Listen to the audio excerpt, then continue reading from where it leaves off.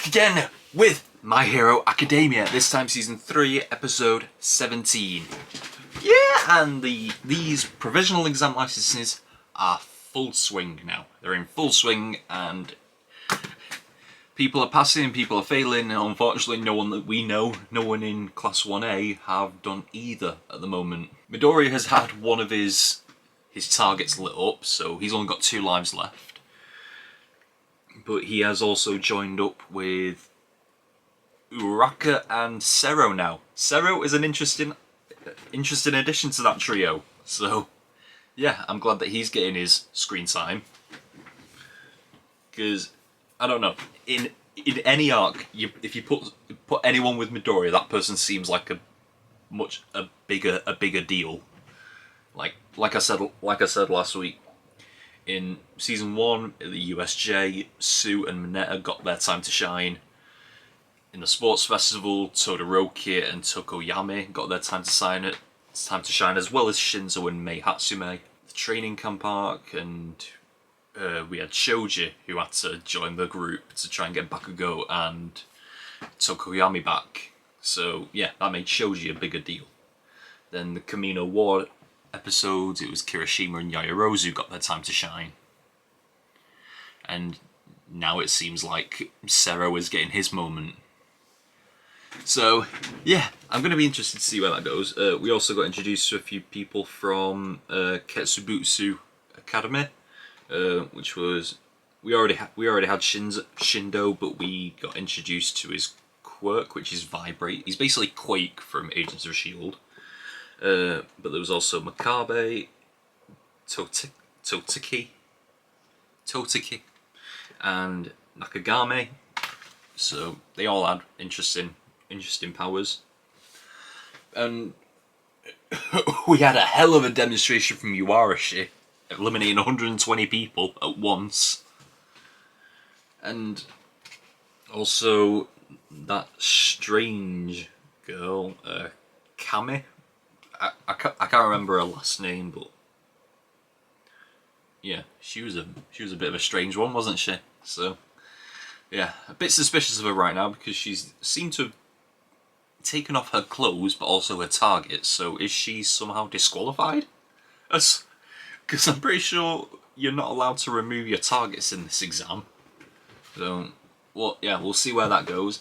And the episode ended with Todoroki going up against a bunch of colour-coded ninjas. So, gotta wonder where all this is going. I wonder if any of our students are going to pass this episode. I wonder if them are going to fail. So, the only way we can find out is to actually watch the episode. So let's just do that. So let's just get into Season 3, Episode 17 of My Hero Academia, starting now! He's not wrong. Whoa, what's their powers?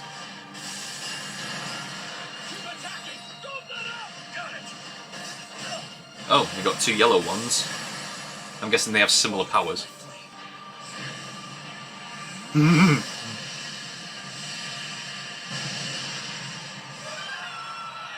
Whoa! Well, it looks like the commission kept the force of the explosion from being too damaging. You bastard! Apologies, but I simply cannot afford to fail. The title of the episode is 1A! Class 1A! Wow. Students who have passed the exam should congregate in the anteroom. Chop chop.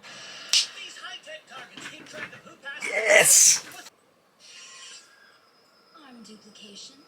Hello, Shoji, Sue, Jiro, and YAOYOROZU.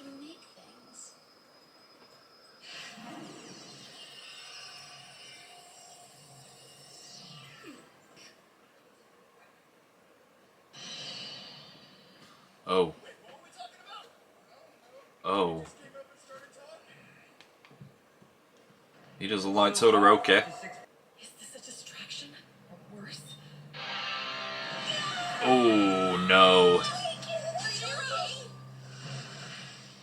There's music playing. Attacks from the outside. What's their plan? They're trying to keep me from using my eyes. Wow. Our opponents know exactly and more importantly, what we can do. Yeah, YAOYOROZU. trying to blind them. What could their next move be? I'm not positive, but it seems likely that they're trying to trap us here. And then they'll surround us and move into attack as a group. Or break this. Phase 2 is complete, ma'am. Jiro! Are you injured? They got my aunt in my left ear. Ooh. It's coming from the vents. Phase 3 is underway. Shut us in? Wow.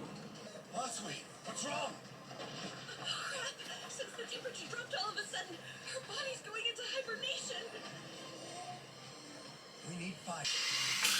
What are they doing? This strategy is mad. It's shut, trapping us further. I could make some clay to seal off the vents. It looks like there are 8 of them in the room. That will end up using a lot of my quirk, but right now, it's all I can do. Jeez. Problem facing these UA students is the frigid air being pumped into the room. In order to fix that, the one named YAOYOROZU must utilize her power. Her quirk uses the lipids inside her body to create solid matter. In other words, there's a finite limit to how much she can create. We'll make her exhausted. This is mad intelligence. The enemies want me to use my quirk. Until you can't create anything else. Right. My quirk has many applications. I can't account for all the things that I might make, which is why they're doing this. At first I thought the manipulation of the air conditioning. How would Todoroki act in a time like this? Or Ida? Okay. Or Midoriya? I know I'm hurt, but if I can still move at all, then I can't just sit still. I have to reach out and do something. Because all I can think about is saving him. That's right. I have to save them. Shoji, Jiro, and Asui. Forget about my provisional exam. Focus on these 3. That's what really matters. Sacrifice In order to herself. do that, Hey? is this a sonic attack?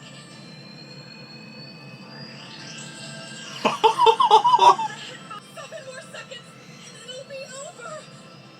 6, 5, Let's go. 3, 2, 1. All right, we rock this. She's still there. No! I may not pass, but I'll make sure you don't either. I can't give up now. Think of all the intensive training we've done at camp. Come on. It's time to show off those results. You're struggling in vain. Let's go. You guys, why did you come back? You don't turn on one another. Not your other You don't leave classmates. anyone behind. But not us. We're obviously different. She's our friend, which means we'd never leave her behind. And we don't give up. I don't want to choose one or the other. I'm going to save both of them. Midoriya's inspiring them all. Midoriya said. Look out! Hiroshima! What's going on? Whoa! What the crap? Did that really just happen? All I know is that bastard looks like he's to blame. I'll take her down fast. No, wait! He was panicking that he wouldn't get enough points in. Since his class attacked as a group, they definitely end up fighting over their targets. Also, as people get worried, they'll break away from their classmates, and then they'll be at a big disadvantage. He's pulled through enough times that I believe in him. Now, I love the effect Midoriya's having on the class. he's attacking again. I want to be gross. Shut up! Obligation, dignity. You just like to hear yourself talk. I don't see any proof. Show us with your actions, not your cheap words, if you can. Beast. You're worst of all, Bakugo! Let's go. There are 2 people whose spirits have a big impact. They're not leaders or the most popular, and the 2 of them don't get along at all. Sometimes they seem like polar. Yes! However, before I knew it, their passion had spread to the rest of their peers. It's strange, but every time there's some kind of major event, one of them is at the center of it. Yes! Midoriya and Bakugo. I'm honored to have them as students. Yes! My class 1A. I love that. I love that. I'm not gonna watch it. I'm not gonna watch the credits because then this one's not that good. Yes. Oh. So good. So good. Yes. We've had a few people pass so far. No one from Class 1A has failed just yet. We came close, but it's not happening yet. First, we started off with Todoroki. Just beasted the ninjas. He counted on this fake power plant being as real as possible. So he made something explode, flammable material. He cooled it down first, or something. He either used the ice spear to either cool it down first, or just pierce the container, and then he heated it up again to make it explode. And he just beasted those ninjas. And so he passed. And then he went into this area where everyone else that has passed was there, including Yuarashi. I nearly said Yaoyorozu, but we'll get to her later. Yuarashi was there, and he was just very enthusiastically talking to someone else who's passed, who's just like creeped out by the fact that he's even there. But yeah, doesn't look like he has any love for Todoroki, and I do have a theory. Is one of the reasons that he didn't go to UA because of Endeavour? Because he, like, I'm adding up the pieces in my mind now. He got the highest scores on the recommended above Todoroki, and I imagine Endeavour wouldn't like that. So did Endeavour somehow keep him out of UA, or force him to not accept UA as his school? Is it Endeavour's fault? Because Endeavour is featured in the intro of this, so he has some sort of impact. So I imagine Endeavour is the reason Yuarashi is not at UA. Because he would want Todoroki to be the number one, and he can't be if Yuarashi's there. So yeah, it's all a bit of drama going on.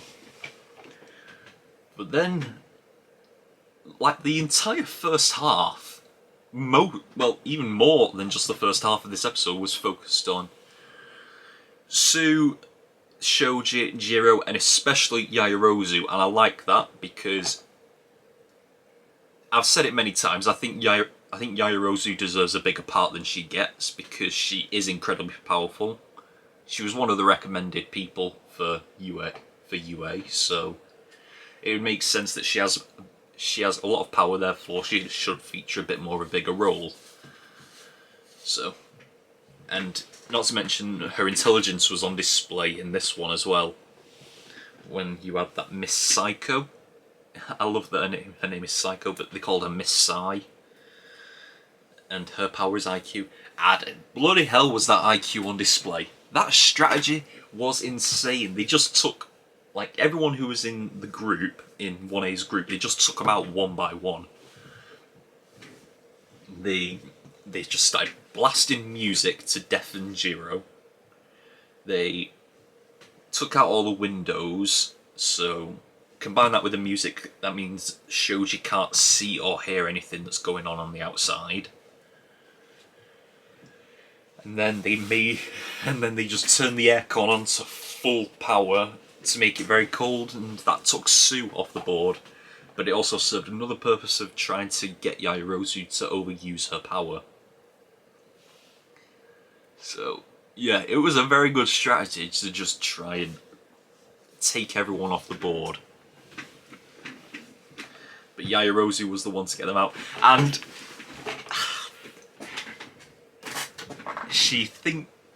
what she thinks of in a crisis situation is, what would Midoriya do? I mean, when she said Todoroki at first, I thought, oh, is that a romance coming on?